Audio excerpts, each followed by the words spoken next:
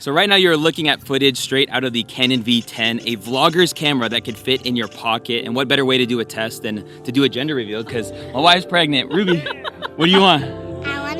I'm both. Both, maybe. And then what do you want? A boy. All right, here we go.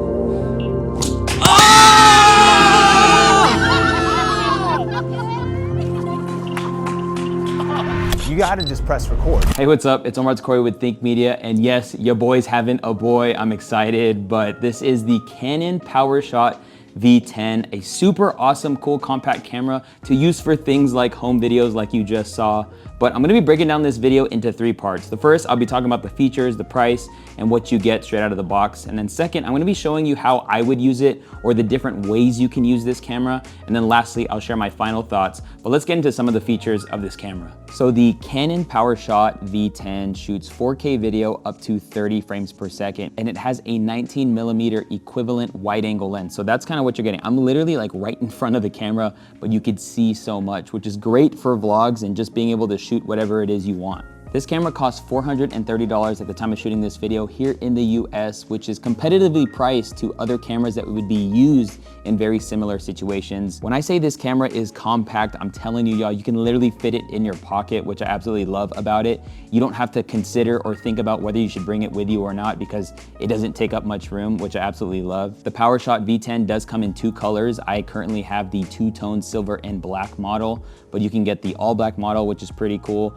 And then what I also love about this is it has a flip up screen. It's been a minute since we've been seeing flip up screens. It is better to look up at yourself as opposed to off to the side. So if there was a flip out screen, I'd be looking right at it right here. But right now I'm looking at myself on the screen and I'm not too far off on the lens, which is really cool. I love that this camera has a record button right at the front of it. So if you are ready to film a vlog or film yourself, you can either just use your thumb and hit that record button or hit the record button that's on the screen. And what's cool about the screen, by the way, is that it's all touch screen. So everything you need to do and access menu-wise or what have you can all be accessed by just touching the screen. A super great feature, especially for beginners. Another cool feature about this camera is it has a built-in stand, which is really cool. You just literally rotate it out and you could set your camera down on a surface. Now there is a 1/4-inch screw at the bottom, which is super nice. So if you do want to use a tripod or a selfie stick, you could totally do so. The PowerShot V10 has 2 large built-in stereo microphones to capture your voice clearly. And there's a 3rd mic as well to help you cancel any unwanted sounds. And what I like about the placement of this built-in mic is that your hands will never get in the way of covering it up. And even if you do want to rotate the camera and hold it for vertical video, it's still gonna face you and you're still gonna get good audio from the built-in mic, which is dope. Speaking of vertical video, it's actually gonna automatically rotate the image so that when you wanna either send it to your phone wirelessly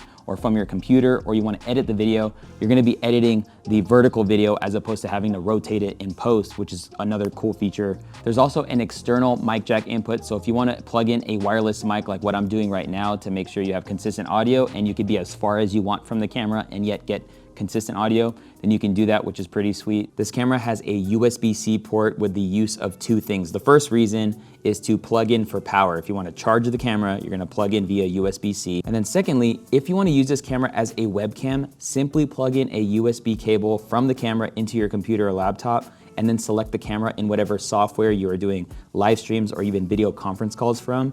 It's a super easy solution. You don't have to download a 3rd-party or even Canon's EOS webcam utility software. You don't even have to do that. It's a super easy way to use it as a webcam, and I absolutely love that feature. This camera also has an HDMI output, which they market to be used to plug right into a big television so everybody can watch the videos that you're recording, which is cool. But you can also use the HDMI output if you want to use a capture card to send the signal from the camera to a computer or laptop. And then the last feature I would say is a little bit of a fun feature, but it's the ability to use one of their 14 filters. So if you want your video footage to kind of have a vibe, whether it's like the blue and teal or a little bit of a vintage look or what have you, you can totally play with that. For the most part, I'll just be using it straight out of camera because the colors look good, the image looks good, and I'm pretty pleased with how it looks. So now let's talk about how I use this camera. The first thing you're gonna wanna do is right out of the box, you're gonna put a micro SD card in it. It doesn't take normal size, it's the micro SD card. Just so you know, I made the mistake by going to the store, getting a full size. And then the next thing I do is turn on the camera and actually set my resolution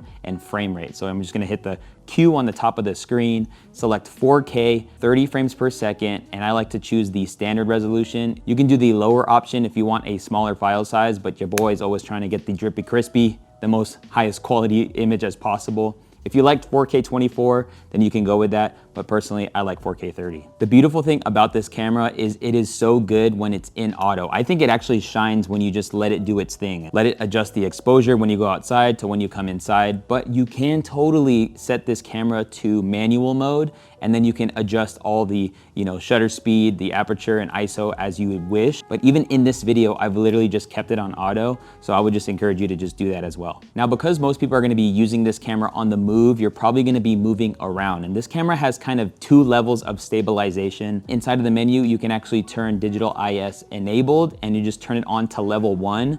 And that's gonna crop in the shot just a tad.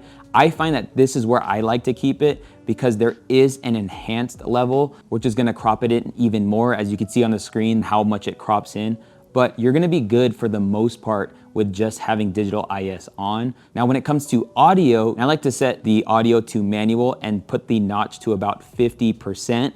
And this is gonna give me good audio from about arm's length distance if I'm vlogging with the camera. Obviously, if I'm super far away, I would encourage you to get a wireless mic. But let's jump into some audio tests so you can kind of see the difference. So this is an audio test of the camera set to auto. There is a road over there, a little bit of wind going on. I got the wind filter set to auto as well, but I always encourage just putting it on manual so you can control that. So let's turn it to manual and see how that sounds. And then this is how it sounds when you set it from auto to manual and then put that notch at about 50%. So I prefer this at arm's length distance in this use case vlogging. This is probably best practice. One of my favorite features this camera has is it actually has a built-in ND filter, which is awesome, especially for filming outside. It's essentially sunglasses for your lens, but it's built into the camera. And when you get this camera right out of the box, you're gonna wanna go into your menu and then actually put that on either on or auto so that when you do go outside, it gets activated. Now let's talk about some of my final thoughts when it comes to this camera and who it's for. So I've been traveling a lot lately, and a lot of times I weigh the idea whether I should bring a camera or not. It's always just something that comes up, whether I'm gonna be using it for a Zoom call or maybe I wanna create content. And when you have a camera like this in your kit, you honestly don't even have to think about it because it takes up no room. Having a camera like this to capture those moments with your family, and you can literally hand it to somebody, they can just point and shoot, will get you a great image. I loved being able to capture that moment. When we found out the gender of our baby, it was just cool that I could have just handed it off to Kyle, who actually knows how to use a camera, but he literally just had to point, shoot, run around, and it captured great audio and it was perfectly fine. This is great for the beginner creator. I think will be a great addition to your kit. Thank you, Canon, for sending me out this camera. I'm now gonna be using this to film a lot of the home videos that are gonna be coming my way when it comes to baby LTAC. Thank you for checking out this video. I'll see you in a future one. Peace.